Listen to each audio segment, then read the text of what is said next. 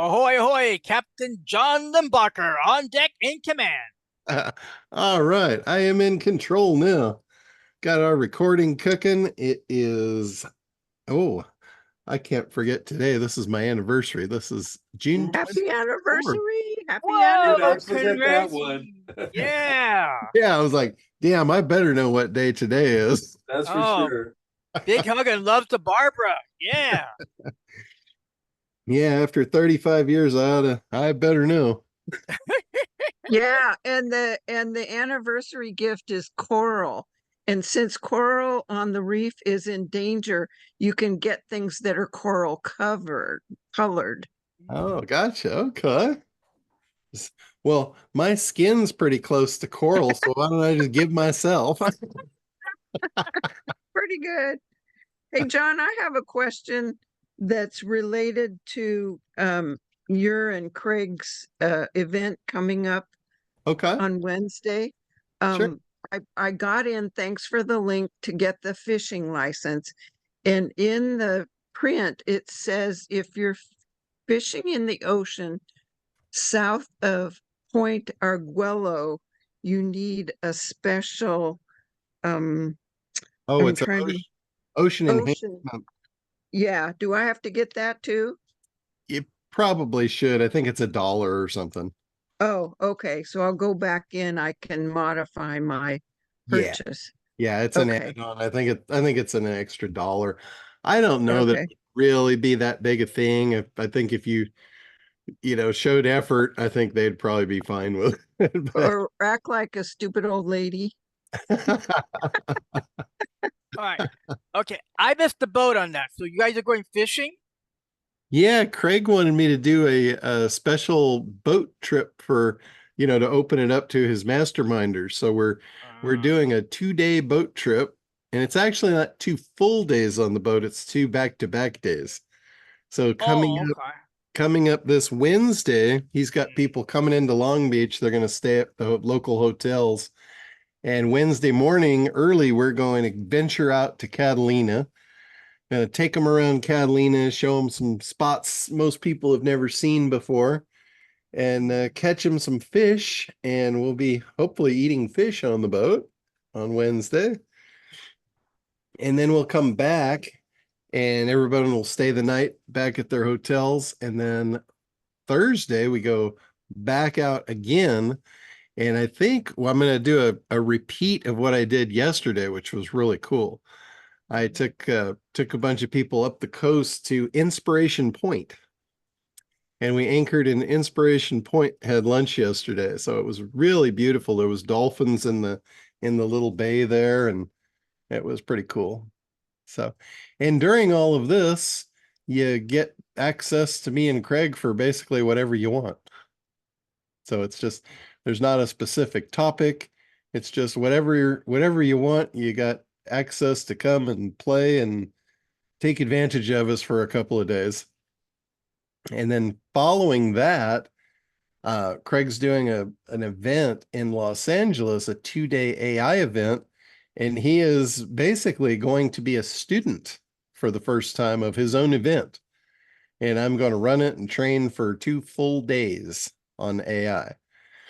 And this is going to be really cool because this is content that I intended on creating myself for the ACT program. And what this is just a little prod to get me to do it sooner rather than later. So you guys will get all the benefit of that because it'll all be brought back here eventually. But it'll force me to plan it out, create the PowerPoints, and then I can do the training and it'll be a dry run for Craig, and then I'll lock it down and bring it home. But cool stuff. So a lot of neat stuff. I'm not out of the washing machine yet. I've been in the washing machine for the last couple of weeks. It started with Orlando and then Las Vegas and now LA this week. And then I'm pretty much off for the summer. It's back to coast mode. I can go fishing again. So cool stuff. I don't know how many of you are on my Facebook, but I put an absolutely hilarious post up there from the summit this week. I showed up to Perry's event and he had the times different. It was supposed to be 9 o'clock start time. Well, I get in the morning of the first day, I get this text at 7:30 saying we're starting in 30 minutes. And I'm like, something's off. He's screwed up. Well, apparently he changed it to 8 o'clock instead of 9 o'clock. Since I was all on target for 9 and I had stuff scheduled out pretty tightly, I show up at 9 o'clock thinking, I'm going to be, right on time. I didn't think for a minute he was actually going to start at 8 o'clock. Apparently he did. So he's in full swing. I walk into his event center, and you can't walk into his event center really unnoticed. So luckily there's a nice spot for me right there in the back center. So I walk toward it to take my spot. And he said, he gives me this big elaborate introduction. It says, Mr. Limbacher, welcome, to the event. He goes, hey, yeah, can we get anything for you? Like a fucking watch?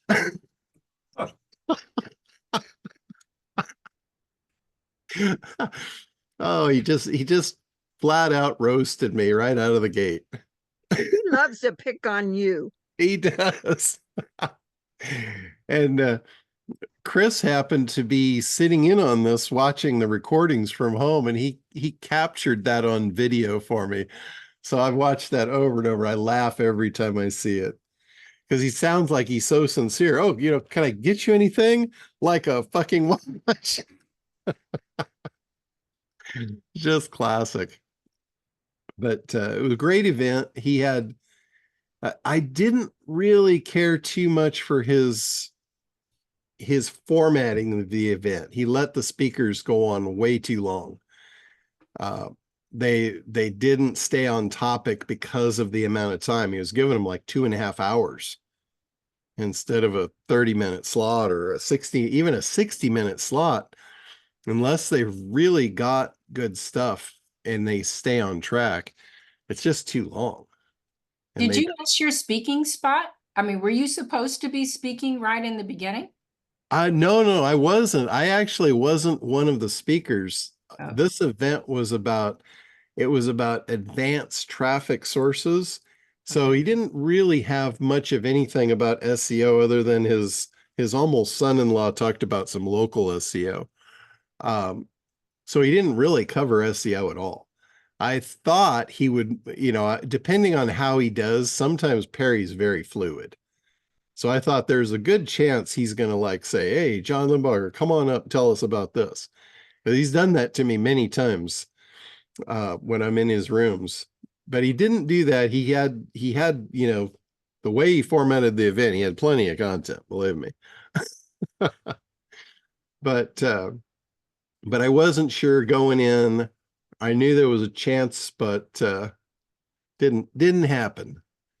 But I had some really, really good conversations at this event with him included. So he's run into some partnership issues with some of the stuff he was doing. His Ignite group, for those of you that don't know or didn't look at it or whatever, I promoted his Ignite group a while back, a couple months ago. And it's a really, really phenomenal group that he's put together. It's a mastermind group. He's providing more of a value that I don't provide. If it's something I do, I wouldn't necessarily promote it, but it's not really competing with what I do. It's giving people that don't have a product or a service, it's giving them a lot of different opportunities to start from scratch with nothing and create $1 million business. That's the whole focus of his mastermind group. And he's providing everything. It's not just the tools, it's the tools and the training to jumpstart into a business. And he doesn't pigeonhole you into, okay, this is the one you're going to do. This is the one I'm teaching. He's got like 12 different models. So you can pick according to, what might be right for you or right for opportunities that you might have at your disposal. So like one of them is he teaches how to do not just membership sites, but they are a membership site, but it's an association. Like there's a lot of industries that don't have organized associations attached to them yet. And even if they do, maybe, you know, you could do a niche association that's very specialized. So that's one of his models. That's just one of a dozen models. He's got the whole bots, like the AI robots for customer service, for answering specialized questions, supplying 24/7 chat on a website. This is a huge opportunity. So he's not only providing, you know, the bots, the technology, but also how to sell it, like how to position that, how to market that. He is a brilliant marketer. There's no doubt about it. That guy knows more about emotional triggers and storytelling than anyone else I know. You know, you've probably heard the whole storytelling thing, and there's a lot of people teaching story. But Perry he doesn't like teach story like you got to do it this way. He is more about figuring out who you're talking to. This is exactly what I've been talking about in ACT for years. Figuring out who it is that you're talking to, what their issues are, what's important to them, how do they need to hear it. And then he will just craft these magnificent stories on the fly. It's like he's magic. It's like you've got some you know, old grandpa that's got the kids around the campfire and he's telling ghost stories and he's just got them all enthralled. He does that just magically. And he can do it with almost any audience. And he's done so much. It's kind of like me. I've worked with so many different manufacturers and different arenas of people that I've got somewhat of a skill set on a lot of different areas. So like when you ask me, you know, to come up with a big idea for a particular thing, I'm not just like, you know, coming up with something, not knowing anything about it. Most industries I've had some kind of exposure to and know a little bit about them. So that gives me kind of an advantage. But for you guys, if it's difficult for you to come up with big ideas and to write copy, it's probably because you don't know who you're writing to. If you understand who it is and what they're going through and all that, it'll be a lot easier for you to communicate your value. If you have something that will truly help them and you know who they are and you know what they're going through and you know how to talk to them, don't talk to them like a marketer. Don't talk to them like a teacher. Don't talk to them like, you know, the principal. They're not in trouble. Be their friend, you know, share information that will help them get what they want. And that is going to be like magic. You Hey, know, John, tell them stories about things they see themselves in as the picture. Yeah, go ahead, Libby. and Perry sounds a lot like, I'm sure you've heard Suzanne Evans. Yes. Uh-huh. Yeah, I mean, she's like so direct, but she cuts through all the stuff because she'll Yeah. have people that are saying, she'll say, you know, what do you do? Who do you serve? What problem do you solve? And Yeah. people say, I'm a transformational coach that, and she'll just see, what the heck is that supposed to mean? That, no. Yeah. You know, and so she just kind of, and in a nanosecond can just net it out. You need to say this, and this, not all this other stuff, because she says then people are confused and you're getting nowhere. So Yeah. it sounds very, very similar. And she's pretty direct person. Yeah. No, yeah, I've heard her. I've never actually gone through any of her training. I know several people that have, and yeah, she cuts right to the She chase. cuts to the chase. She has a lot of things that are, I mean, I think they're like $97 and they're like 2-day deals that you can do virtually. And it's very interesting to watch her take someone through a program. I mean, she works primarily with speakers or people that want to be speakers. So what is your messaging? But it, you know, it kind of dovetails into your ACT program, anything, whether you're speaking or not, it's Yeah. still part of the same program and the same stories. Yeah. Yeah. ACT really is about modeling the success of ad agencies. That's really what ACT is. It's taking the model that ad agencies, I don't know, like who came up with it. I think it was a layered thing over many, many years. In fact, a couple of 100 years to be exact, because it started off way back at Benjamin Franklin. You know, he actually, I don't know if he was the father of modern advertising or what have you, but he was certainly an integral part of communication in advertising to move people to emotion, to eliminate objections, all that kind of stuff. And, you know, as time went on, commercialize, you know, the commercialization of selling things became a huge thing. Moving product. That's how a lot of wealth was created in America, was figuring out, you know, how do we move the stuff that's being manufactured into the consumer's hands? And, you know, you could look at that two ways. How do we do this to get wealthy, or how do we do this to improve people's lives? And if you do it right, they go hand in hand. You're doing both. You're getting wealthy by enhancing people's lives. So anybody that has something that will enhance someone's life, no matter what it is, you should be able to get wealthy in transferring it, because it's a transfer of value. You know, they have a problem, they also have dollars. You have a solution and you need those dollars. So it's like you're horse trading. You're saying, I have value, you have cash, you have a problem, I have a solution. Let's work things out here. And it's communicating. If you don't communicate the value, they're going to keep holding their cash and they're going to keep having the problem. So there's nothing icky about sales. It's about communication and the way you do it. Now, there's a lot of communication styles I don't particularly bond with or agree with, like the hard tact. I've never liked that. I've never liked, like when I have a salesperson that comes to me and they start asking me very pressured sales questions, that just pisses me off. It really does not resonate with me at all. Like, you know, they start asking me, well, how long have you had this problem? Oh, what do you know, how long do you want to keep this problem? That kind of stuff. Sorry, that just doesn't work for me. I know what they're doing and they're not very smooth at it.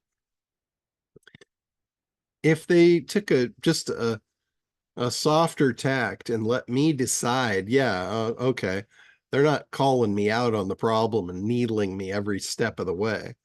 I can do that pretty efficiently myself. I don't need help with that. That to me is much more effective. And in copy, it's the same thing. I like to call it taking them on a guided tour to discover their own problem. You don't have to point it out and beat them up about it. Let them discover it. Just take them on that guided tour. They will figure out they want what you have, and then they'll be asking for it. To me, that's a much better way to be positioned than trying to, you know, manipulate them into an order. The pushiest I will be, and this works really well. I learned this from Eric Laughlin. It's probably the most powerful single sentence that I've learned from any marketer. And it's the whole idea of asking the simple question, does this sound like something you want to move forward with? That's the close. And it's not a hard close. It's not there's nothing at all about it that's not gentle. It's just a question, you know, does this sound like something you want to move forward with? And if they say yes, then stop talking. Pull out the paperwork and, you know, get them signed up. That's it. You're done. You won. You know, if they say no, you can make a decision at that point of, okay, this probably isn't somebody I really wanted to work with anyway, so I'm kind of off the hook here, and you can part ways. If that's not the case and you feel like you really have something that would help them and that you're not going to be really serving them very well by not explaining how, or if they say no and they need what you've got, that means you didn't communicate it effectively. So here's your chance to come back to the table in a very soft manner and figure out why. And all it is asking them, what's holding you back? Because when you ask what's holding you back, you're kind of softly making the assumption that they know this is good for them. And you're really just, you're asking for, why, or why wouldn't you do this, without asking, why wouldn't you do this? It's what's holding you back. It's a very soft-edged approach. And what I've noticed when I've done this, usually the first answer is not true. The first thing they say is not true. It's just a blow off. And the reason why you don't want to leave it at that is because they are literally just blowing you off at this point. You still haven't solved the problem of conveying your value and getting them to solve their own problem. So if they say something, whatever it is they say at first, you follow it up with this. The first thing you want to do is empathize with it. Oh, yeah, I understand. I totally get it. But other than that, is there anything else that would keep you from doing this? And then you're going to get the real one. Usually at the second or third time, you're going to get the real deal. But you keep repeating the process. Other than that, is there anything else? Other than that, is there anything else? Because what you want to do, you want all the objections out on the table. A good, effective presentation addresses all the objections. So obviously here, there was some objections that were hidden, not anticipated, or maybe you didn't deliver your presentation right to eliminate them. Maybe you just didn't convey it right. So you get them all out on the table. Each one individually, you've acknowledged that you get it, you understand, you're not being argumentative. You're not saying, oh, well, that's not true. Don't do that. That's just argumentative. Acknowledge it, accept it, and then work with it. Once they're all out on the table and they say, no, that's it. That's the three things. That's the only three things that's holding me back. Now you have a chance to go back and readdress those.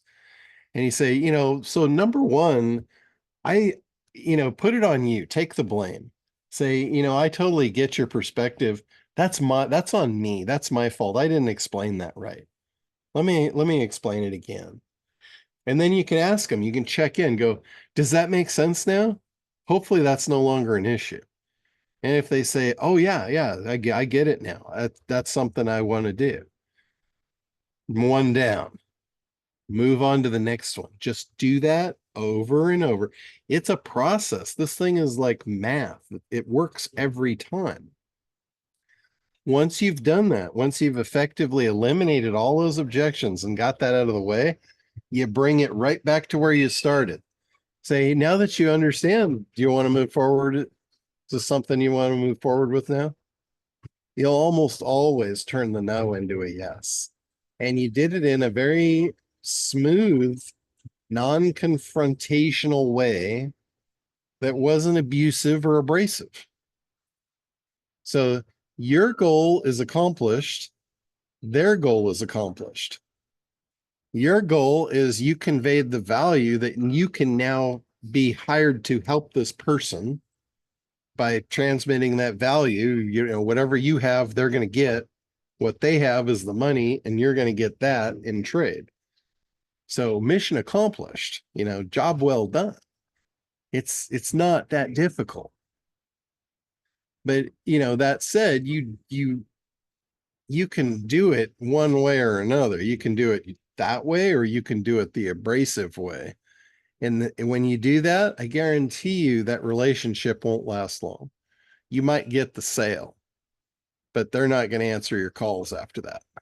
They're not going to be happy to see you after that because they had a bad experience. You got what you want by arm twisting and force. That's not good for them. You've got to have a win-win. You know, if you want to have long lasting relationships, and by the way, that right there is the way that you can rig the whole game in your favor. I'm going to do a presentation based on Todd Brown's presentation of rigging the game when we do our year-end thing this year. And it's going to be a game changer because it's a way I'll probably do it before. I think it would really help you guys to see that before the end of the year because it could literally change your year-end stats radically. So that might be something I'll put something together and we'll call it how to rig the game. Because it's all about the lifetime value, and it's about taking that lifetime value and bringing that forward into the way you're marketing on the front end. Most people don't do this. They market on the front end completely wrong. And they make a lot of mistakes doing that. And if you change it up to, to what I learned from Todd about rigging the game, it puts so much power in your favor right out of the gate that none of your competitors will be able to compete with you. It's the way that Agora did it. And it's based on Clayton Makepeace, which he has passed away now. He was one of the guys. Does anybody know Clayton? You guys ever even heard of him? He wasn't like a speaker. He had a little bit of a handicap. So he had a little issues with his speech. So he wasn't like somebody you're going to put on stage for a presentation, but he was a brilliant copywriter and he was just a brilliant guy in general. And he's the one that changed the game for Agora. Agora almost threw in the towel. When they moved into the internet marketing space, they almost threw in the towel because they didn't see it working. And he came in with a different way to look at it. And it changed the game and made them a $1.5 billion a year company selling 3 newsletters. That's all Agora does. They sell information. They sell it in the form of a newsletter, and they've got 3 different variations, 3 flavors. They've got a newsletter for wealth, they've got a newsletter for health, and they've got a newsletter for preppers. That's it. They cover 3 specific market segments, and they do $1.5 billion a year selling those newsletters. And it was all because they learned how to rig the game. So really, really good stuff. Richard, you got your hand up. Yeah, John. Excuse me. Yeah, I just recently heard the nuances and subtlety in the language at the key moments you need to have it is really an interesting thing. And I've come across another guy who basically does the same format like you do. It takes them on a journey of discovery so they get to the point where they can, what you do is you see where they are and then you elicit from them where they want to be. And then you describe to them your solution, which bridges that gap for them. And at the moment of, they don't say, do you want to move forward with this? He gets to the point where at the moment where they see the difference, you say, what do you think we should do about that? Yeah, that's the same thing. That's just a different twist on it. The slight difference I see is that do you want to move forward linguistically assumes that there would be some reason they wouldn't want to move forward. And then you're sort of eliciting, I haven't tried this yet, but it seems to me you're eliciting a little more objection where you say, what do you think we should do about that? He might go into an objection, but he's coming at from the standpoint, well, we'd have to fix this first if we want to do that. So it puts them psychologically and a little bit more where they're in control in terms of what do you want to do. Yeah. And it'll operate exactly the same way. But I thought that was an interesting, I'm looking forward to trying that this week. But the difference there, here's a subtle difference to that. What I'm asking them is a simple yes or no question to establish whether we're ready to have me shut up and take an order, or if we need to do more work. And what you're asking them there is to write you an essay question and work to answer your question, which puts a lot more work on them and also confusion. They might not know what to do next. They might go, I don't know. That's, they more about what do you want to do about that? Basically, do you want, is this something you want to do or not, or something you don't want to do? It's basically about, if you say it's all in the setup, I guess. So that's a good, thank you, John, I hadn't considered the setup part of that. You have to really get them into a situation where the answer is binary, but you don't say, what credit card do you want to put that on? Crap. You have to be careful with your questions. Like one thing my dad always told me is don't ever ask a question you don't already know the answer to. That's you're walking on dangerous gravel there.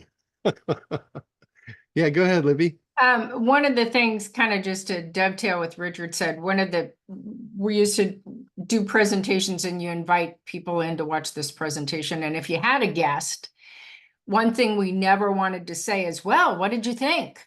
Because then it goes into their head and they're thinking, instead of saying, well, what did you like best? Because it makes them think different. So when, Richard. Or a better thing is leading them. Like, do you like that solution of doing this easy thing and getting that big result?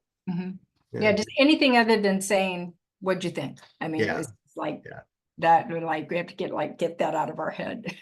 Yeah. Well, again, that's asking a question you don't know the answer to. You don't know what they're thinking.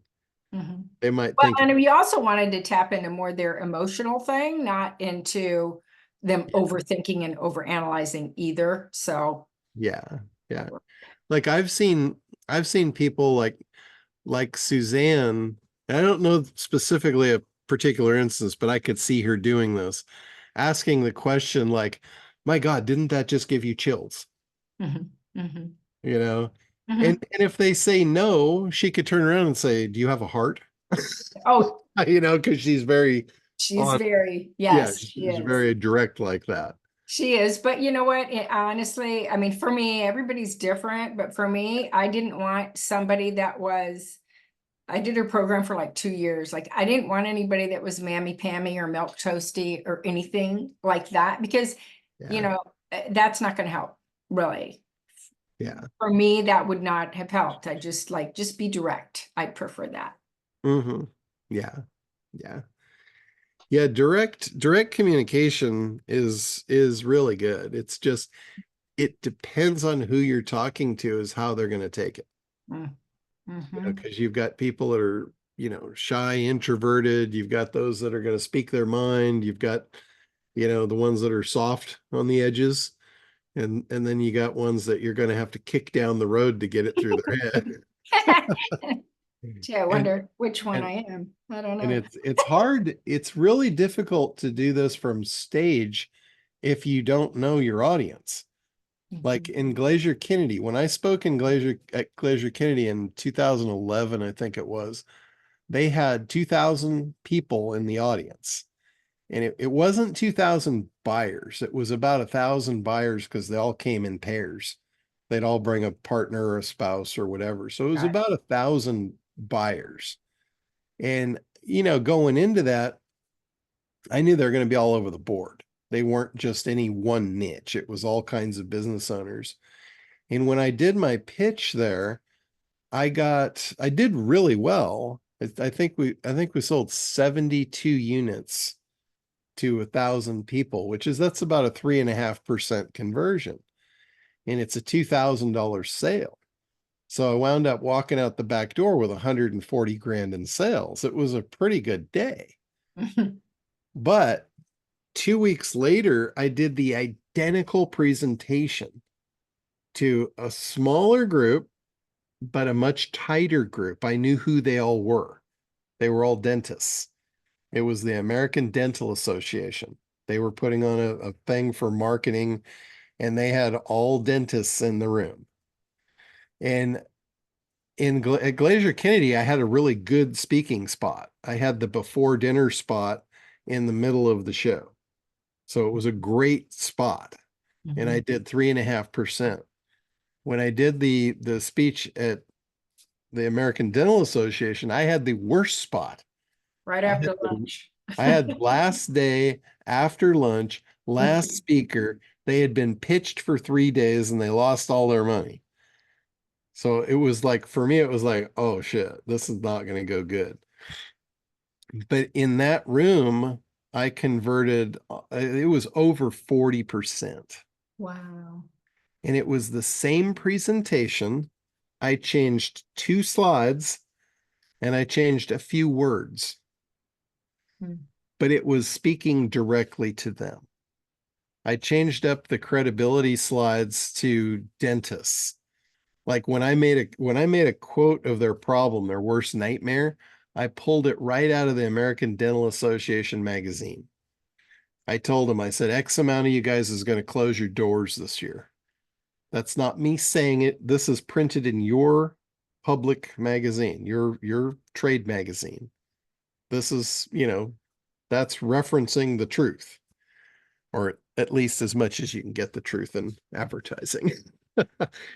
So I was speaking directly to them, their problem, their solution, all of that. I also changed, I didn't refer to clients. I referred to patients. So again, dialing in the language to what they need to hear. They don't know what a client is. They don't have clients. They have patients. We need more patients. So those little subtle things make a big difference in your communication, and your communication makes a huge difference in your conversion.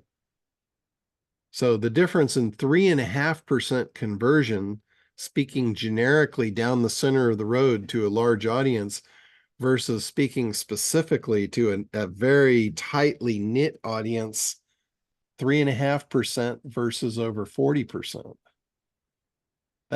That's a massive difference in results. If you guys could make a slight change in your marketing and go from 3% conversion to 40% conversion, you'd all be a lot happier and you'd be a lot wealthier. So, that's not as easy to do as it is to be said, but that was a perfect example of that in real life. I'd heard that many times, but it didn't become real until I actually experienced it. I'm like, holy shit, I don't ever want to speak to a room of generic people again. I want to speak to a smaller room of people I know who's in the seats and I know how to talk to them. It's like I just found a new unicorn. Now I know what to hunt for. So this is the same thing when you're looking for referral partners. If you're trying to get affiliates, like if you guys don't want to go through the hassle of trying to figure out traffic channels and drive traffic and SEO and paid ads and all that stuff, that's a lot of stuff to deal with for a small business owner. If you don't want to go through that, you can do what I did and just hunt channel partners. Find somebody that's already got your audience. Like that American Dental Association, that person that puts on those conferences, that's the perfect channel partner for me. They can put me in front of that audience, endorse me as a professional in something that their audience needs, and let me go to work. So when you're looking for channel partners, look for who has the audience that you want to sell to. Who has the audience that is your ideal customer? And then make an offer, make a deal with that person so they can benefit and you can benefit. And their benefit is going to be twofold. they're not just there to make money. I mean, yeah, that's their underlying primary goal in business is to make money, but they want to keep their audience happy. They want to grow their audience. So the more quality they provide to their audience, the more the audience stays, the more loyal they become, and the more it goes viral and they get a bigger audience. So if you're able to not only provide them a way to make money, but you're there to provide them content that their audience is hungry for, that's a win-win for them. They need that. If they don't have new good content for their audience, what's going to happen to their audience? They're going to look elsewhere. So all of these influencers, they're influencers for a reason. They're keeping people happy by bringing them content. All influencers are based on content. You know, whether it's Taylor Swift, she's providing entertainment in her music. That's why she's got followers. What would happen if she didn't make any new songs? Eventually. Right? What would happen if she didn't have relationships with venues that would put her on stage in front of their audiences? That's what happens when she goes to a different country. She's got a venue there that they know their audience. They think they would like her. She's going to provide value. They're going to love it. They're going to keep coming back to that venue, and everybody makes money. That's what you have to do. You got to find out who is your audience and which channel partners has that audience for you. And you can truly make some magic there with very little effort on your part and no money out of pocket. I mean, those two things, if you're anything like me, those two things are very valuable. You know, the no money out of pocket, no risk. There's literally no risk. If you don't make sales, they don't make money, you don't make money. So finding those channel partners, to me, that's always been the golden goose. It's like, who can I find that can promote me so I don't have to? And all they literally have to do is just introduce me. They introduce me, they transfer their authority onto you. Like if they have an audience, if I've got somebody that's in the SEO space, like I'll use Todd Spears as an example. He is an SEO authority. He is an influencer. He's got a lot of people that he has brought good products to over the years. So he has a big following. They're loyal. They know what he says is right. It's true. And they follow him because of that. So he brings me on. He introduces me as his friend. He says, you know, you got to see what John's doing. It's revolutionary and it's making my life easier. And I want to share it with you. Now he just transferred every ounce of what he's ever built right onto me directly. So they're going to trust me now as they trust him. We're seen maybe not as one and the same, but we're seen on the same level playing field. He wouldn't introduce me if I didn't know my shit. So now all I have to do is speak to them in a way that I know who they are. I resonate with, you know, what they want, and I can make the promise, which is seduce their heart. I can overcome their objections, convince their head, and make them an offer. And everybody comes out happy. And it's so easy to do. Like I used to, at first I would toil over this. I'd be really nervous because I'd be like creating a presentation and I'd be, you know, making sure it was, or trying to make sure it was perfect and all this stuff. And now it's like, it's so easy. I just show up. I don't even need a PowerPoint. It's just like, put me on, tell me who we're talking to and just cut me loose. And it's fun. You know, it's a lot more fun that way. When you know, come up and you're that much more comfortable and, you know, I think you guys all really know your material. I think you're pretty familiar with your own material. So the fact that you've got to toil over making presentations shouldn't really be the case. That's something we kind of throw in to try and self-sabotage ourselves. Give ourselves a reason. Well, I can blame it on the presentation if I don't sell well. And you shouldn't do that. You should just be focused on delivering. You know what you've got. You know how good it is. Just come in and be genuine. Be real. That was at Glacier Kennedy, that was the biggest feedback I got from the audience. I got it in face-to-face. I got it in text messages. I got it in emails and from the actual promoters. And they said, everyone said you were the most genuine speaker they had heard in a long time. So it wasn't like I was up there as a used car salesman. I was just sharing information, trying to help. And in that presentation, they gave us 70 minutes each for the speakers. And they said, we want you to deliver 50 minutes of content. And then we want you to deliver, a short Q&A, and then your offer is the last, say, 15 minutes. They say you can have 15 minutes leading up and presenting your offer. Well, in 70 minutes, I took 65 minutes delivering pure content, no offer, no agenda, no nothing, just there to help. And then the offer was like less than 5 minutes. The offer was simple, clean, like 3 minutes. And then it was right before dinner. So I just said, I'm happy to stay as long as you guys want and answer any questions during the dinner break. And that's what I got. I got the feedback that was the most genuine presentation they had seen. And during that whole 3 days, I sold the most units of all the speakers. And it was really the first time I'd ever done a big presentation like that. The only person that outsold me was Dave D. And Dave D is the Glacier Kennedy spokesperson. He's the guy teaching all these marketers how to do this. He's the only one that outsold me on that stage. And he didn't outsell me in units either. He outsold me in dollars because he was selling a $5,000 program. And he just barely beat me.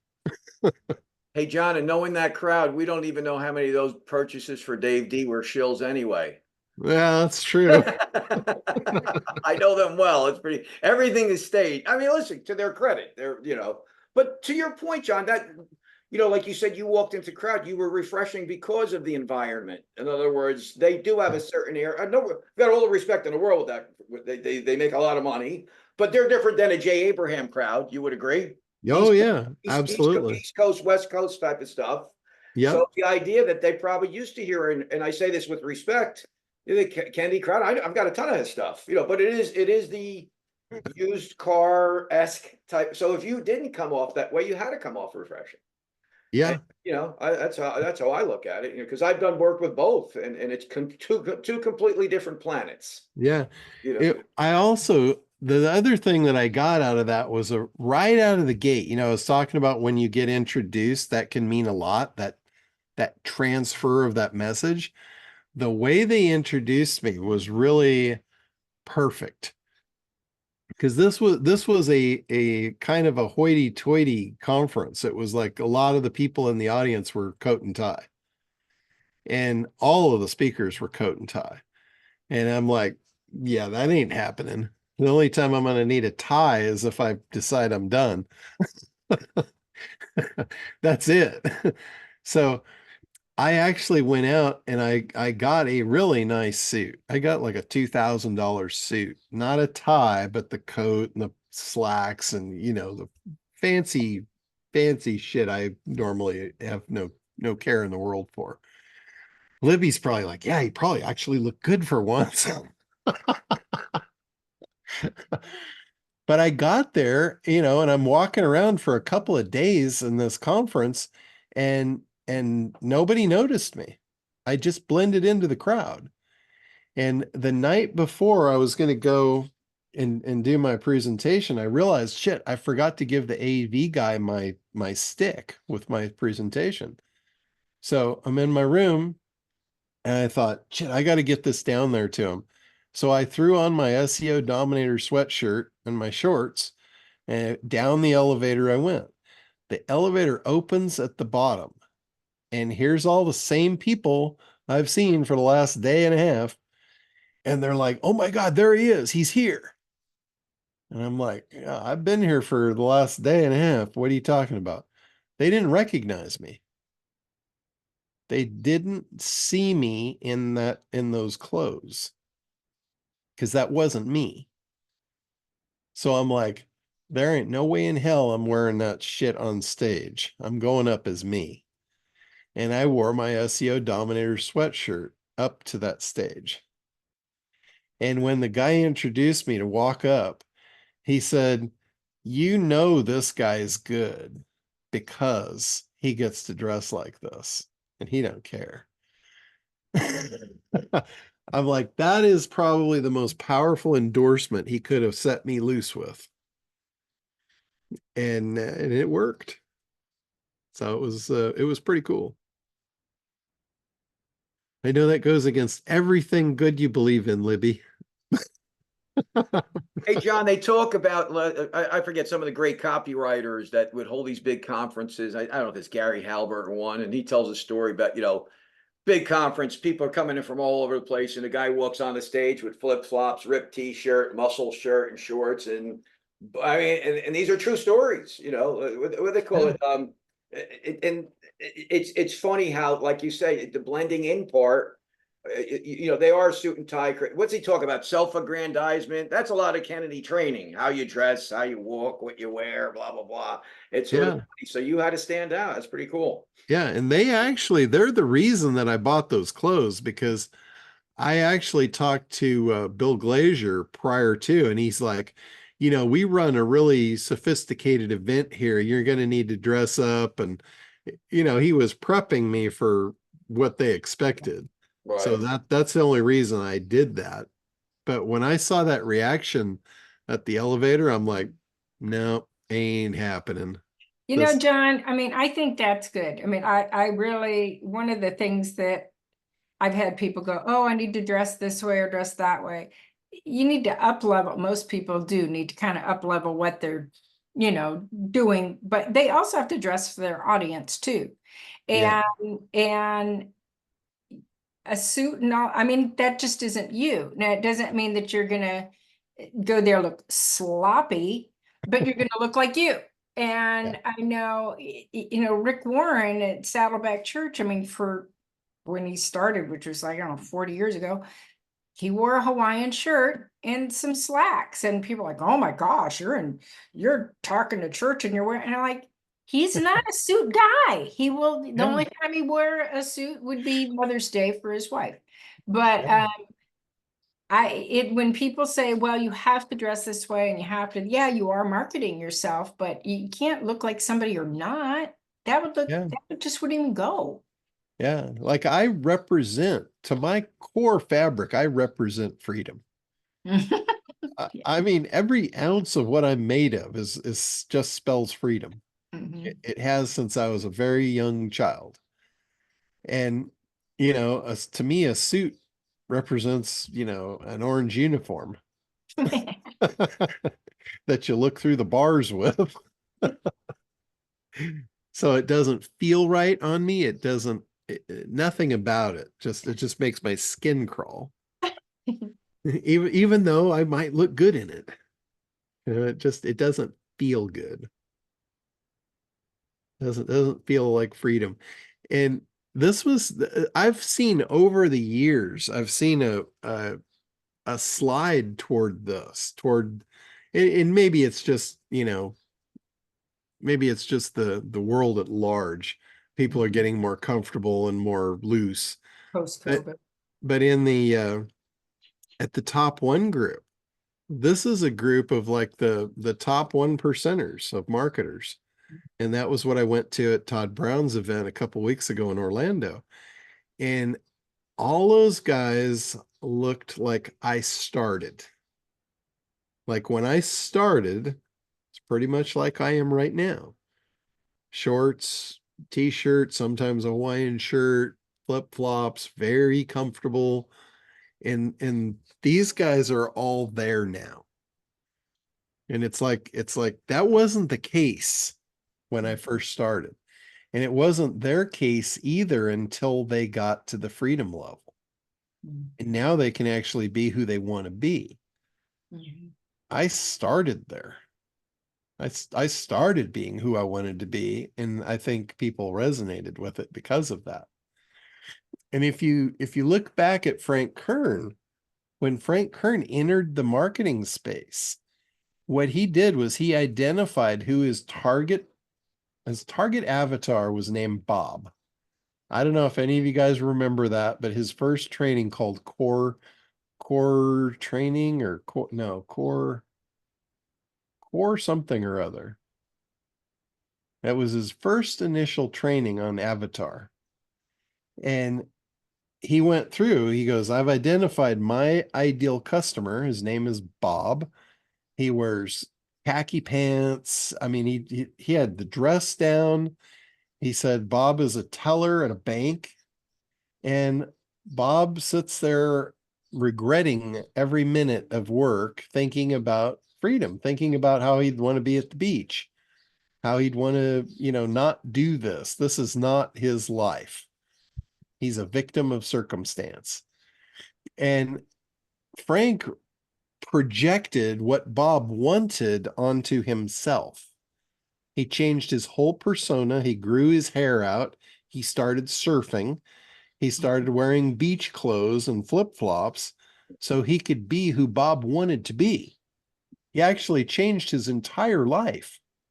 Yeah, to do this. that's too. It's so funny because that's his. He had an automobile back. He was just a regular. That was his. We call it the East Coast. That was his shtick. It was Yeah. an act. That was a costume.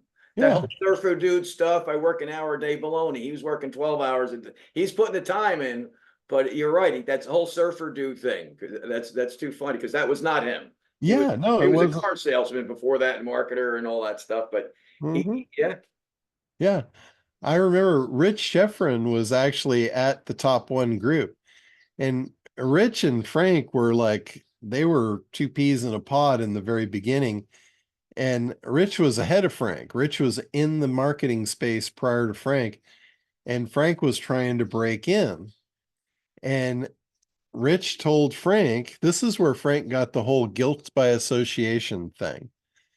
He said, if you want to be in this market or any market for that matter, he said, you go find the guy who you want to be and you interview him. And you will take his authority and you'll transfer it onto yourself, because the interviewer always takes the higher position, right? So he said, why don't you interview me? So Frank's first thing, his first entry into internet marketing was his interview with Rich Sheffrin. He interviewed Rich. And I've got that interview somewhere. I've got the video of it, and it's hilarious. Frank was not smooth. He was not comfortable in his own skin during that interview. And it looked like he was an orphan that went to Goodwill and played dress up. He got clothes that didn't fit. They didn't look right. And he looked like a hobo, for lack of a better word. And the interview was just, to me, it was just comical. But that was his thing. Because he interviewed Rich, everyone saw him as a guru. He's like, wow, who is this guy interviewing the top guru in the space? He must be somebody to listen to. And that's kind of how it started. And I've told that story for years, and I actually got a chance to sit down with Rich and see his side of it. And since him and Frank are such good friends, he basically denied my story. I said, this is how I see this. Is this how this really went down? And he said, oh, no. He goes, Frank had it all together before we did that. And I'm like, yeah, I don't think so.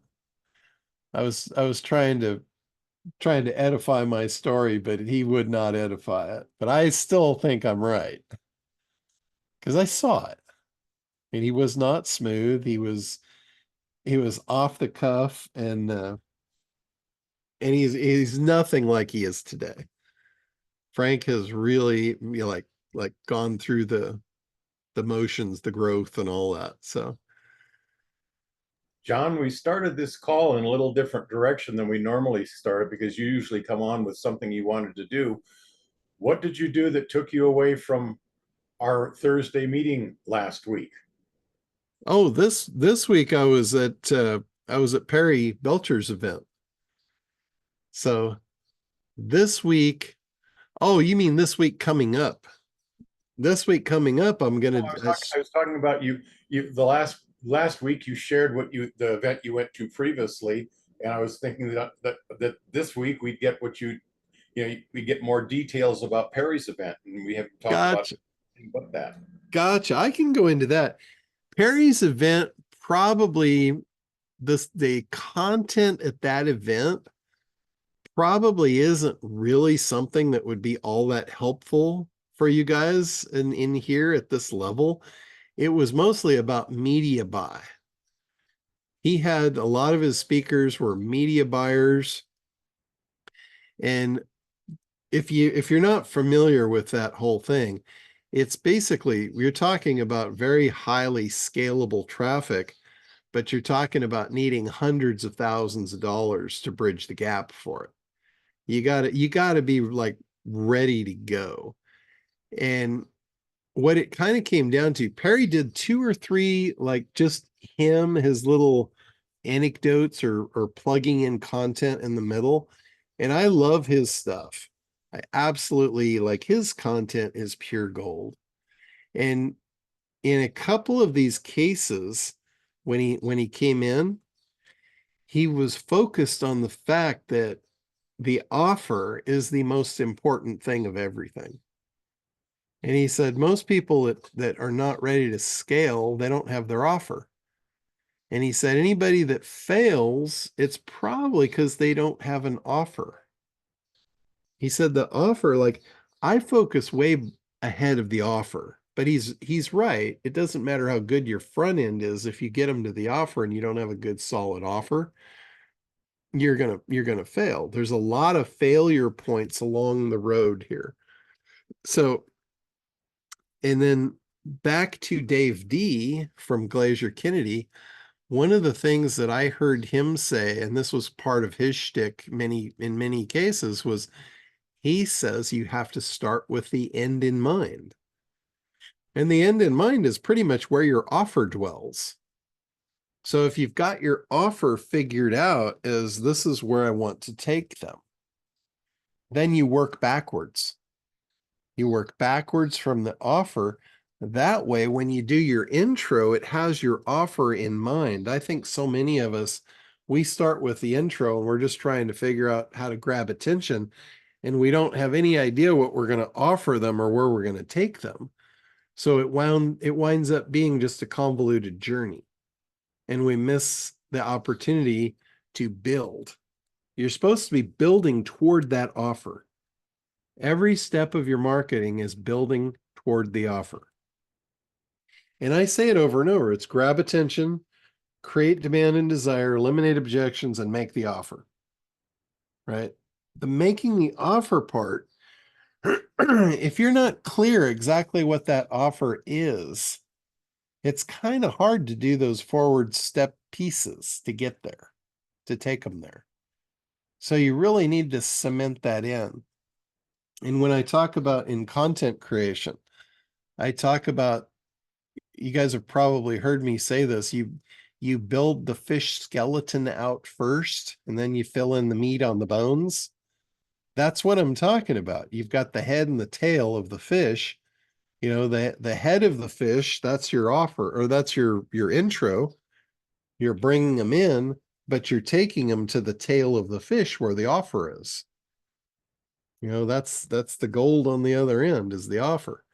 And then now that you've got both of those clearly defined, you can't define the beginning without knowing the end.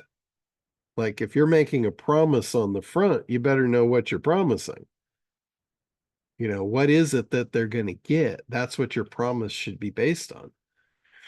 And then once you've got those two locked in, now you just fill in the timeline of, okay, how are we going to get them from here to there?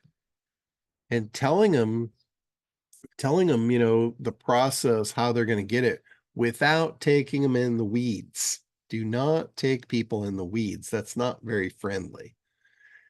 Nobody likes to be in the weeds.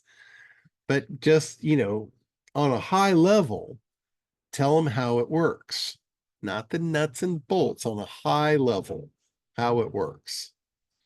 Like for acquisitionaire, you know, we use an AI tech stack to identify what people are searching for and then follow them to make sure they're in market before we deliver their contact information to you. That's a high level. That's not taking anybody into the weeds. You know, so they get it. They see, oh shit, he does have a system that does this. So that enforces that demand and desire for it. Now, the conscious mind might jump in the way and say, well, you can't email those people. What about the compliancy? You know, we're going to get in trouble. That could be a potential objection. That's probably one of our biggest objections, as a matter of fact. So prior to even letting that thing rear its ugly head in the presentation, I can say, and by the way, this is 100% compliant. If you check the CAN Spam Act, you'll see clearly that it states you can email anyone for any purpose, as long as you give them a way to opt out and you display your contact information. You're not hiding your identity and you're letting them have a way to get off the hook. Now, again, that's not taking them in the weeds. I'm not going in and reading the document that's 42 pages to say that. I'm just giving them the high level overview. It's compliant. Here's what it says in a nutshell. This is why we can do it. You know, so I've effectively now eliminated the objection. I didn't take them in the weeds, and we can move on. So that's filling in the bones on the fish. You know, one of those bones is an objection. It might have 2 or 3 objection bones. It might have 2 or 3, you know, points where you want to put in of, you know, here's why we're doing it this way. Here's what it does for you. Here's the result.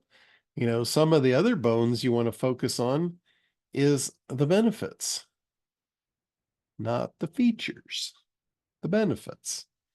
Remember, the feature is what it is. The benefit is what it does. Nobody cares what it is. They care what it does, always. And specifically what it's going to do for them. And remember, whenever you do that, you always want to WYSGAT it. Remember WYSGAT, what is in it for me? Or no, sorry, what's so good about that? That's the WYSGAT. What is so good about that is WYSGAT. If you, whatever you say about your stuff, just ask yourself, what's so good about that? And then say that. And then again, what's so good about that? And say that. And then what's so good about that? Keep doing that until there's literally nothing left in the tank. That's how you're going to know you've got it all out. You can put that all down on paper. What's so good about that? Then look at it and say, of this, what's the most important stuff here? And what's stuff that's just fluff and I can leave out? And then when you get that list, take each one of those and now 3-dimensionalize it. And the 3-dimensionalizing of a benefit is where you say it so they can hear it, see it, and feel it. The hear it is just saying it.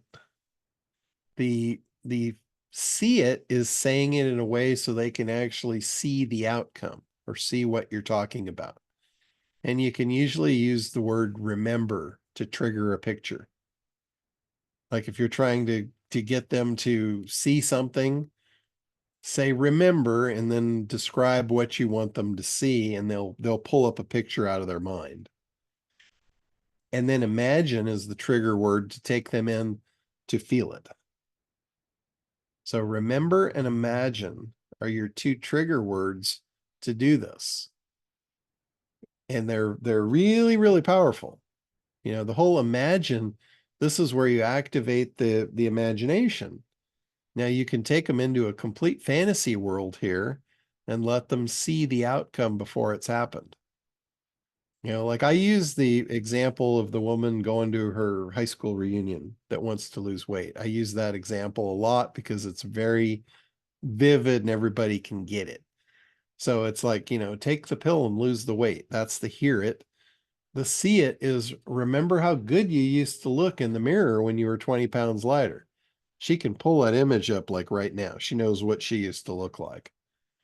And when she sees it, you think she might want it? And then now you're going to say, imagine. Now that you've seen it, imagine. Just imagine how good you're going to feel when you walk in the room and all the heads turn and everyone's talking about how good you look. Like that is infinitely more powerful than just take our pill and lose weight. That's the benefit. The benefit is an easy way to lose weight. But when you three-dimensionalize it, you literally bring the outcome to life as though it's already happened. That is infinitely more powerful. So I don't care what you're doing, it's got benefits to it, or it's going to be really hard for you to sell it. So whatever you got, whiz get the shit out of it. Filter out, you know, the worthless stuff, pick your cream of the crop and three-dimensionalize it. And that's the stuff you lead into your offer with. Because now you're literally just, you've removed the objections. You're literally just taking the heart into pure euphoria right now with three-dimensionalizing these benefits. And then you're going to make your offer. The objections are already out of the way. Now's the time to make your offer. And your offer needs to have all the components to it. If you guys haven't gone through the offer training and the ACT program, you should.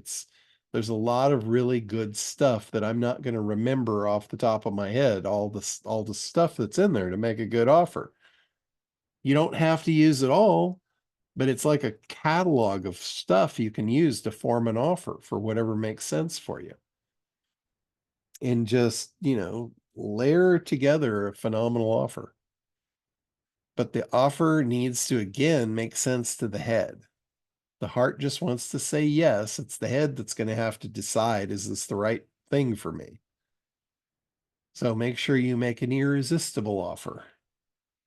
Don't create objections making your offer. Like if you make a too good to be true offer and you don't justify it, the head will say, yeah, I don't believe it. That's, even though you won on all counts, you could lose it in the offer by making your offer too good to be true and not justifying it. Like I use the example a lot with people that are putting on live events. You know, the live event, they say the live event's $2,000 to show up. And then your offer, you're selling it for $47. Well, the head's going to go, yeah, this person's a con man. They've charged people $2,000 for this. And now all of a sudden, why is it only $47? Was it really just junk to begin with? Or are we getting bait and switched? You're just opening up a lot of really bad questions. So if you're going to do that, let's say you got your $2,000 seminar and you want to sell the last seats for $47, it's okay. Just justify it. Say, normally this is $2,000. Most of the people in the room will have paid that. Because you're here and because the event is next week, I am willing to cut a special deal because I'm paying a lot of money for a film crew and I want the audience full. I want a butt in every seat. So because of that, I'm willing to give you this special deal for $47. If you're willing to just give me the $47 and take the seat, I need you in the seat. That's why you're getting this deal. If we can agree to that, I'll give you the $47 price, but you have to agree your butt's going to be in that seat. Now, all of a sudden, there's no objection to that. They understand why the seat's $47. They understand the value to you, and they understand they're going to get a special deal because you're in a compromised position. And they're not getting any less. They're getting full value. They're just getting the deal, and it kind of lets them feel like they're taking a little bit advantage of you. That's an irresistible offer. But you just say, yeah, come to my $2,000 event for $47. You just killed a deal. You just flat killed your sale altogether. So that's something you need to be careful of when you're creating your offers. Make sure you don't shoot yourself in the foot.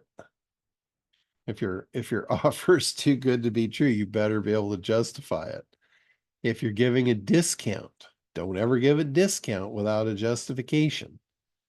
The justification could be anything. It doesn't have to be even real. You could say, hey, I've seen this one many times. I'm celebrating my, XX birthday next week. And this year I want to give gifts instead of get them. So I'm giving everybody half off. That has no bearing over them only getting half value. None whatsoever. It does not diminish the value of what they're getting.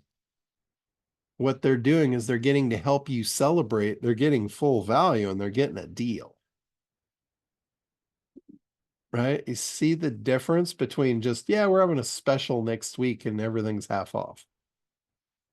That's got to make you wonder why. Why is it half off? And the shit that's going to start going through their head is things like, well, it's probably out of date. He's probably just trying to sell it to fund something, new, and then he's not going to support it. It's going to open up all kinds of thoughts that are just pure evil. And that's not going to work in your favor. So always, always, always justify your discounts or you're going to shoot yourself in the foot. And that affects your conversion dramatically. So it really would, when anybody that doesn't have an offer, you might want to think about putting some thought into that and go and look at the offer training in the ACT program. Go check that out, go through it.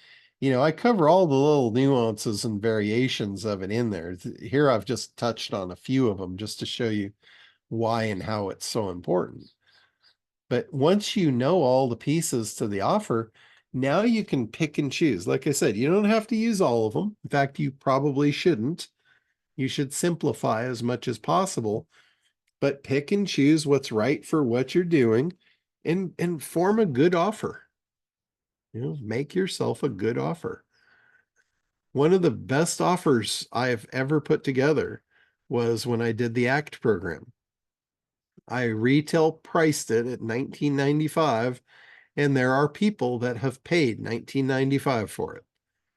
They felt they got a good deal. They felt it was worth every penny. But I didn't want to sell it for $19.95 right out of the gate. Right from the very get-go, my intention was never to sell it for full price $19.95. That just wasn't my intent. My intent was to sell it for $4.97. But I needed that $19.97, and I need people to have paid that to establish that value. So I did that. But now what I do is I still sell it at $19.97. But what I do, the special offer that I put together is it's in a 2-pay. You pay $4.97 today, and you pay the remaining $1,500 payment after you've made $100,000 with the program. That's when your second payment is due. So all of a sudden, I'm implying that you're going to make $100,000 with this thing. And it's on me. The risk is on me. I'm standing behind it. If the program doesn't deliver, who loses? You don't have to make that second payment. I'm going to lose $1,500 if I don't provide for you. So I'm shifting the risk onto myself versus you. And the next thing that I did was I'm going to make it even better. I'm going to make it so you don't even have to worry about that second payment. The second payment will be waived when you make your first 100,000. All I'm asking is that you do a video testimonial for you, because I want people to know how good this is. And it's worth it to me to spread your results to the rest of the world. So now all of a sudden I've indoctrinated a soldier to go fight a war for me. They're going to do everything in their power to make sure that they get that video testimonial. The money is removed, the 1,500's off the table. Now they're going to go to war for me. So I've just increased the value of the offer. It implies that we're together on this deal. We're working together on this. Even though it's not a done with you program, it's not a done for you program. You're learning, you're doing on your own. And because of that, I bring another piece into that offer. I said, this is what makes this different than any other program you've ever purchased. You get the chance to take me home with you. You're automatically enrolled in our support mentor system for just $29 a month, and I will stay by your side as long as you want me. If you decide at any point that I'm not worth $30 a month, just cancel out. Not a problem. And to prevent that from happening, I tell another little short story there. I say, I've got some really powerful people that purchase this. They're still paying the $29 a month, even though they don't need me. But what they recognize is that once a year when they run into trouble, it's like cheap insurance. I'm there to bail them out, and they don't have to pay $1,000 an hour for my consulting fee. They're covered. That $29 a month, I'm with them till the end. So I'm giving the value of the long-term value of staying connected with me, like cheap insurance. Like if you cancel out 6 months from now, you might have a big problem, a problem that I could solve very easily, but you don't have access. And it's $1,000 an hour for consulting, private consulting. Probably should have stayed on with the $30 a month program. Would have been a lot cheaper. So you see how that offer, that's a very simple, but very complicated offer to put together. So you just need to look at, what are you doing? What's the value? How do you paint it in a way that it's irresistible? Like I think that's a pretty irresistible offer for somebody that needs help with marketing. And I'm going to give them the blueprint to how ad agencies do it, and then stay with them as long as it takes for them to figure it out and get it in place to get what they wanted. That's a pretty irresistible offer, especially for those prices. So good stuff. And back to Perry's event.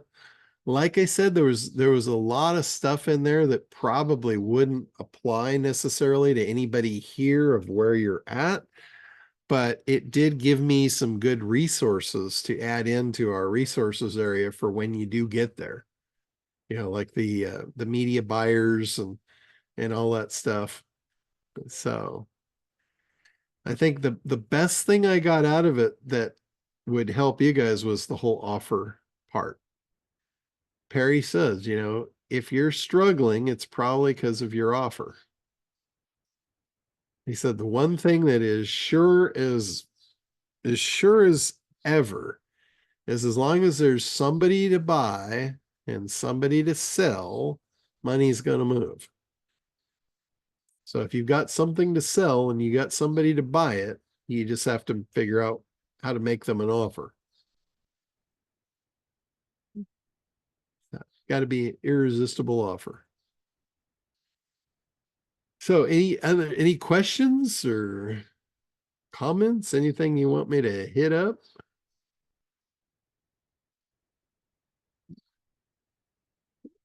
Hey, John, for the AI boot camp this weekend, if we're not able to attend, do we get any benefits on any recordings or anything in the group? I asked the promoter if they're going to record. They didn't have anybody to record it. So there's unfortunately not going to be a recording available. Unless I can get somebody, I might be able to get somebody there to run a recording on it. But the content, because like I said, this will be the first time I'm presenting it in this way. I'm going to create PowerPoints for it, or actually I'm going to use Gamma presentations. I'm gonna pipe this stuff into Gamma and create presentations. And my intent is then to come back around and repurpose those for the ACT program.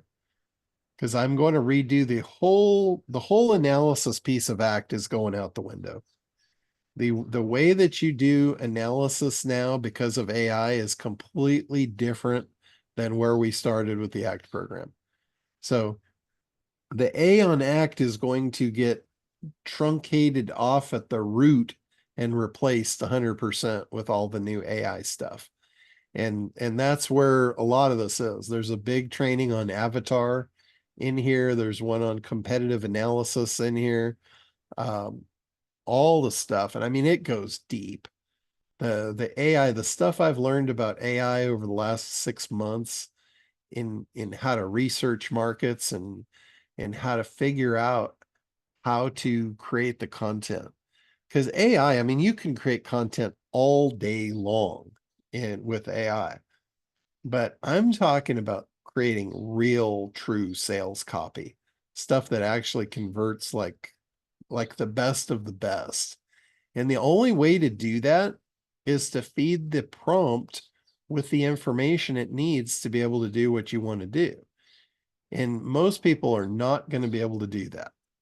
Most people come on and just use generic prompts and how do I sell my stuff? And they'll get generic answers and it'll be content, but it probably won't be much better than what you could do on your own. Whereas what I'm going into, it's going so much deeper and so much better than where I've ever been before. I think it's going to give you guys a massive advantage. Massive. And any of you that have offers that aren't converting right now or struggling to convert or any of that stuff, I honestly think this is probably going to be what you've been waiting for. This is probably going to help you at a really, really deep level. Because we're talking about like getting into the stories that Perry's so good at telling. You'll now have a machine that can dig out what stories you should be telling and craft those for you.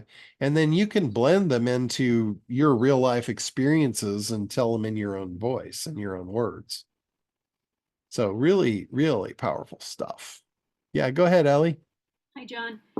First of all, I have notes for you, which I'll send after this. Okay. And then secondly, I was going to come, but my sister got sick and I get to take care of my mom. So I can't come to the AI weekend, but I was hoping that you would teach it to us in the mentoring group and even like use us as your test pilots. But I guess it's coming up soon now.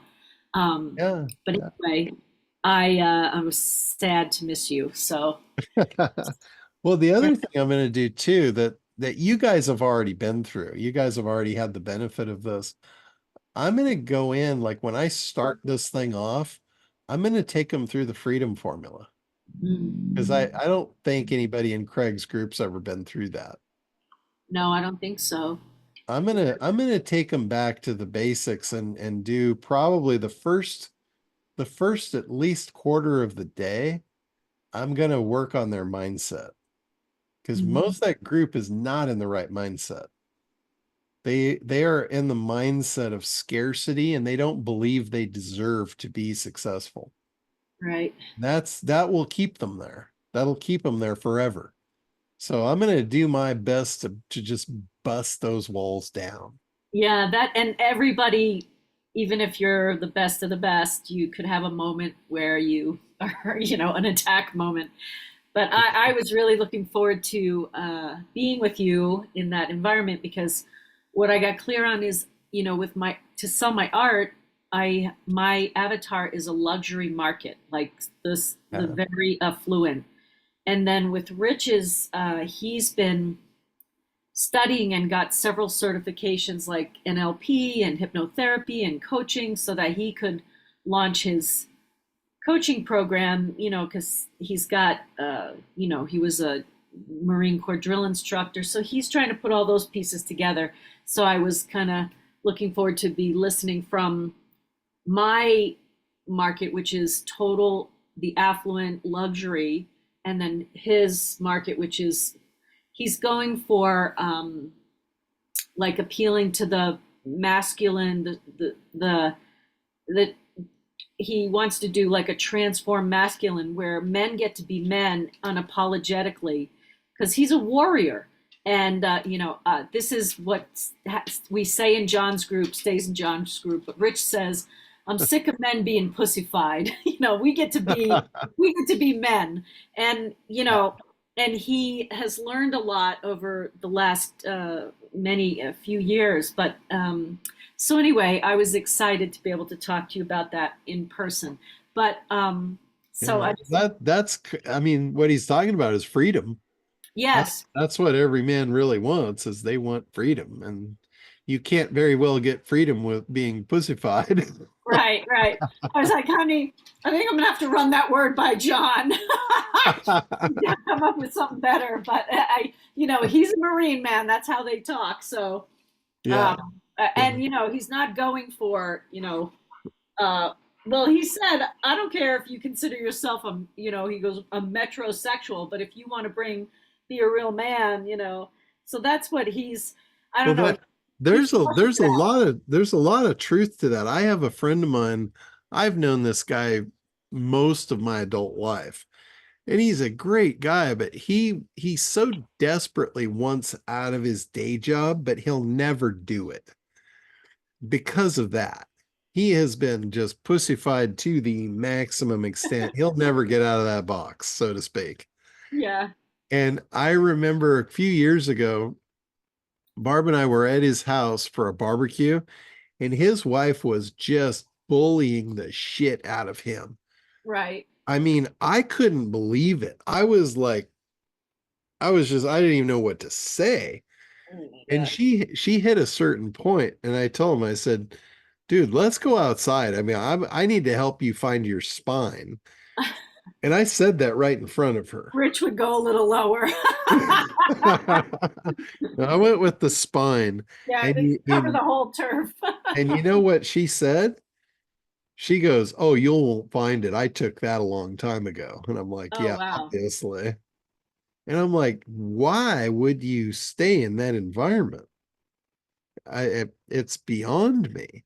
Yeah, But it's the same reason why he'll never be on his own as an entrepreneur.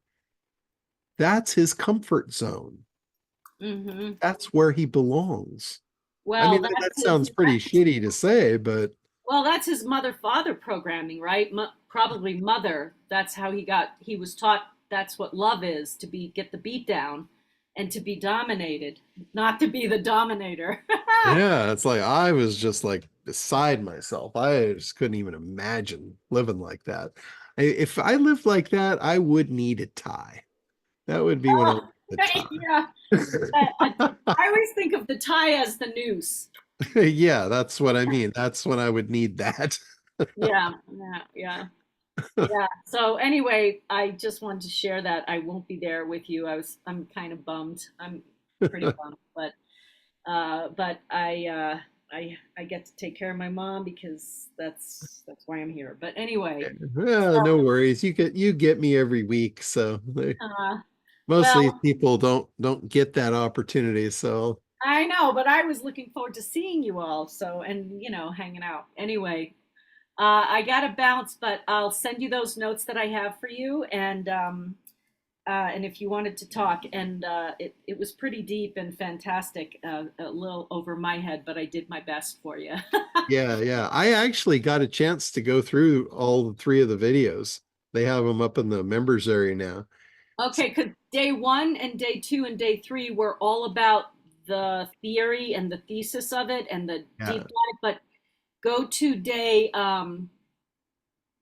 3 and 4 because that's where they give you all the deep Yeah. formulas and the key is that there's one page, I think it's called on whimsical, and that has all the live links. Yeah. I saw that. But I'll send you my notes anyway because I copied all the links and pasted them in one doc so that you could click. But Okay. work backwards, John, from day 4 because they kept updating. So they Yeah. created one on day 1, but then they said we're going to make it better. And so start with day 4 and work back because Yeah. I think they updated every single. Well, you watched the video, so you already know that. Yeah. But That was probably the deepest in the weeds I've ever seen a training go. shit, man. I tell you, I needed a life preserver. I was like, oh my God, I'm just gonna try to do my best by you because these guys are brilliant. But yeah, they I don't think they planned this was a classic thing of sell it and build the plane as you go because Oh yeah. they were scrolling through the docs so fast and but they're both really smart. And so I just copied and pasted all the links and hung in there for you, baby. But I was like, Jeff got it much better. He actually created a prompt and everything, so he tested it out. It was way over my head, so Jeff probably could tell you a lot more. But anyway, it was great to be just exposed to that level of woohoo brilliance. Yeah. Well, I'll set up a time. I know it's probably after 4th of July. I'll set up a time where we can all the ones that watched it, we can do a little private mastermind and kind of go through it and kick ideas around, and Yeah, that would that'll be be great. cool. Yeah. All right. I just want to say thank you, and I appreciated the opportunity. And I'll get you my notes, and I got to bounce. And I just wanted to say face to face or Zoom face to Zoom face that I'll miss you guys, and that's why I'm not coming because of my sister getting sick last minute. Okay. Well, no, sorry about that, but I'm sure we'll see you soon. Yeah. All right. Well, I hope so. Anyway, bye for now. Okay. Mr. McLean. Hey there, John. Hey, everybody. Hey, I was just curious, what are those boat days that you're going out with Craig? That is this coming Wednesday and Thursday. Okay. Alrighty. So let's see. That would be the 26th and 27th. What are the times for that? On Wednesday at 6 a.m. in the morning to 4 in the afternoon, because we're going to go to Catalina. We're going to go out, get over to Catalina, catch some fish for everybody, and then come back. And then the next day will be 9 a.m. to 4. And that day we're going to do what we did yesterday is go up to Inspiration Point, anchor, hang out there for a little bit and just kind of cruise down the coast. Yeah. Alrighty. Cool. So Thanks. that made for a pretty good day, didn't it? Yeah, that was an awesome day. It was beautiful. There was not an unhappy person or a unfed person on the boat. It was good. Yeah. Cool Okay. stuff. Yeah, Chris got to go along for the ride yesterday. We went and did a little pre-cruise. All right, Rashid, Hello. how's it going? It's going now that I finally figured out how to update my Zoom program. I can actually get on here. Oh yeah, It wasn't letting me go in. I had to uninstall the Zoom and reinstall it. I had that a couple weeks ago. I was supposed to be on Linda Kay's event. She was doing a summit, and I was one of the speakers, and I could not get into her room. It kept like blocking me out. I actually had to get on my phone And I did my presentation from my phone, which, you know, wasn't ideal, but at least I got in there. Well, I got a Kartra related question. Okay. In the membership site, can you do a lifetime member? Set Yes. somebody up for lifetime member.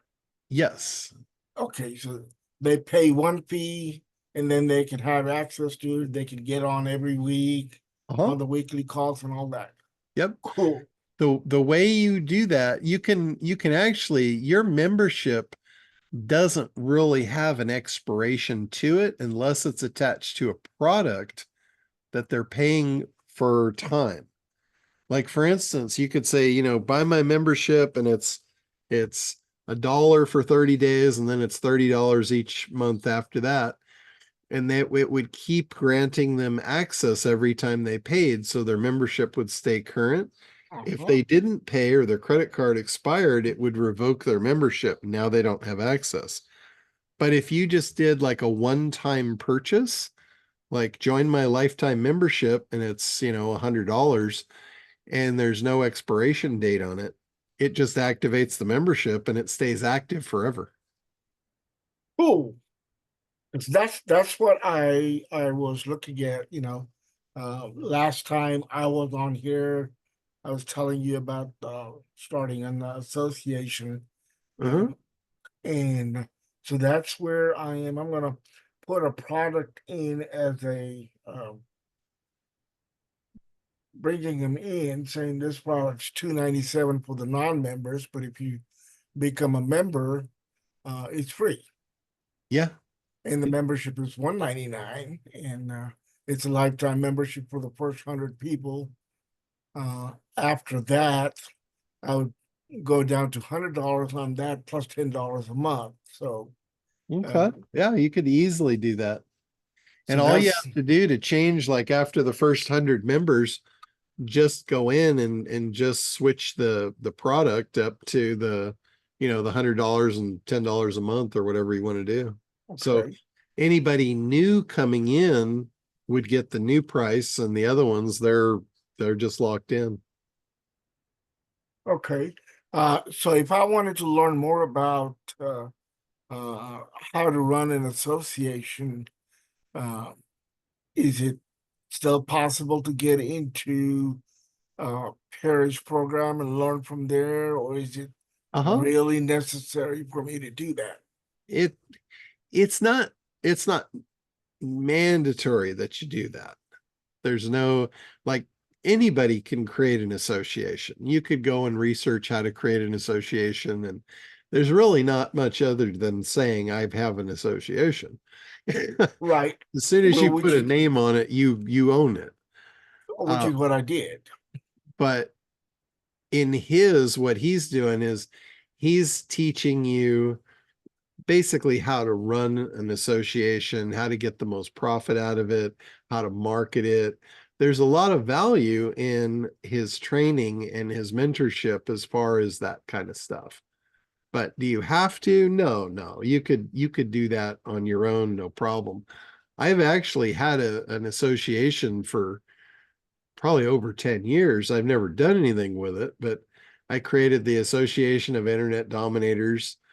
And, you know, every once in a while when I would do a live event, I would actually do certifications for people. I would give them a certification in the ACT program, you know, or whatever I was training them on. Perry just came up with a new thing. I don't think it's his, but I think he's somehow involved. And it's some kind of a website where you can take a test and get a certification. And I hadn't heard of it. I don't remember offhand what it is, but in the media buying, all of us that went to his live event, he said, after the event's over, I'm going to send a link for a test. And he said, anybody that can pass the test, I'm going to certify you as a certified media buyer of, you know, whatever association he's got for that. That provides a lot of value to a lot of people. Mm-hmm. You know, sometimes people will pay a lot of money to be part of something like that and get an endorsement and get, that accreditation. Right. So to get that, to me, it doesn't mean much, but a lot of people that means a lot to. That makes them feel worthy, I guess. I don't know. Right. I mean, But it's great value. yeah, it's kind of like lying about having all these badges that, tell you what you have accomplished, Yeah. which doesn't really mean a whole lot. But okay, so that was my main concern. And then I would be reaching out to you because I gotta get this thing rolling. I'm halfway through there. But I may need some help in If you do decide you want to join his thing, he made an announcement at this conference that he's extending. He was going to push it up to $5,000. I think he was sold it for $3,000. He's going to push the retail price up to 5,000 for anybody that comes in that's not part of the initial group. He's calling them his founders. right. What he did with us, the original founders, which I was part of, he's extending to us the ability to allow people in at that same price and also to be considered one of the founders. And the big benefit to being a founder is you're part of the affiliate program for it. So it pays a 50% commission. So really, for you to ride free, you get two people that are interested in, you ride for free, basically. Okay. So that's part of his founders bonuses. Okay. Okay. That sounds like a plan. We'll talk about that. I appreciate that little inside info. Yeah. Yeah. No problem. Yeah, if you're interested in that, just shoot me an email. I'll send you the link for it. You can check it out. They've come a long way too. When he first started that, it was kind of you were just kind of out in the ether. Once you got in, you had to go to all the meetings and everything to figure out what was up.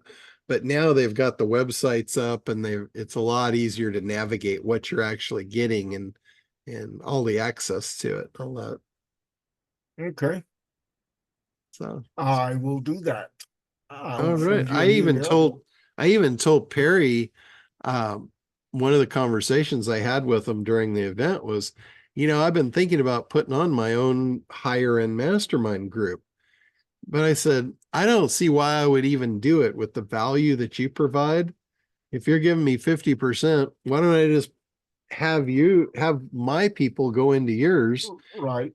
And then every time you do a live event, I'll show up and I'll do a special event for my people at, after yours. And he said, that's a great idea. He goes, I don't see why you wouldn't do that. I'm like, I thought that's the way you'd see it. Okay.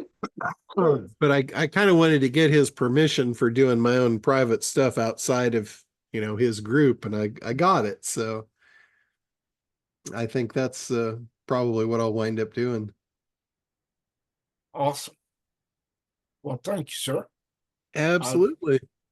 Appreciate that. I'll reach out to you and then we'll figure out something.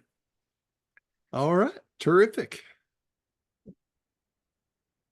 All right, guys. Well, it looks like any more questions or anything?